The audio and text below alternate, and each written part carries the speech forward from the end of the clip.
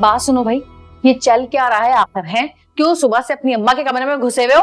हैं क्या ड्रामे चल रहे हैं, जरा मुझे भी तो बताओ। आज तो तुम काम पे भी नहीं गए, वहां पे भी अदील को भेज दिया। अरे तुमसे पूछ रही हूँ।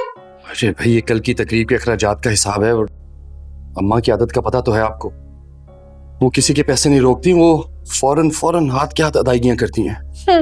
सिवाय हमारे अच्छी तरह पता है, महीने के आखिर में जिस तरह तुम सारे भाई लाइन बना के खड़े होते हो, जैसे कि लंगर नहीं बढ़ता और दो टके तुम्हारे हाथ पे रख दिए जाते हैं। हाय बड़े। अरे भाई, मैं पहले से उलझा हुआ हूँ। एक एक रुपए का हिसाब देना होगा अम्मा को। हिसाब पूरा ना हो पाया तो आपको पता तो है कि वो क्लास ले लेंगी मेरी। वैसे अंदाजन कितना खर्चा हुआ है तकरीब पे? हैं? 16-18 इसी के आसपास। अरे सिंगर के पैसे तो अलग है अभी।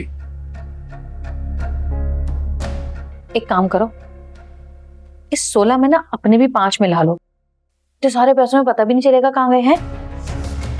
अरे भाई हमें भी तो कुछ बचे ना। पहले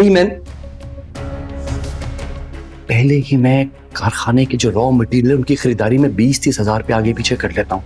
और इस दफा तो वहां पे अम्मा कैलकुलेटर लेकर बैठी हैं, हाथ में कैलकुलेटर। अरे इतनी सारी रसीदों में पता भी नहीं चलेगा।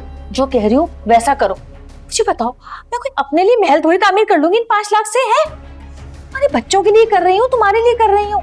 अब मारिया स्कूल जाने लगेगी, क्या तुम अपनी माँ के दिए हुए 2-2 टकों से बच्चों को पढ़ाओगे? हैं जैसा कह रही हूँ वैसा करो चुपचाप। बल्कि रुको एक सेकंड, चुप रहो। जो कर रही हूँ मुझे करने दो। नरगिस, खबरदार जो कुछ बोले बीच में। तुमसे तो कुछ हो ही नहीं पाएगा, सब कुछ मुझे ही करना पड़ेगा। इधर तुम। कभी कभी इंसान को अपनी औलाद के लिए जो ये इतने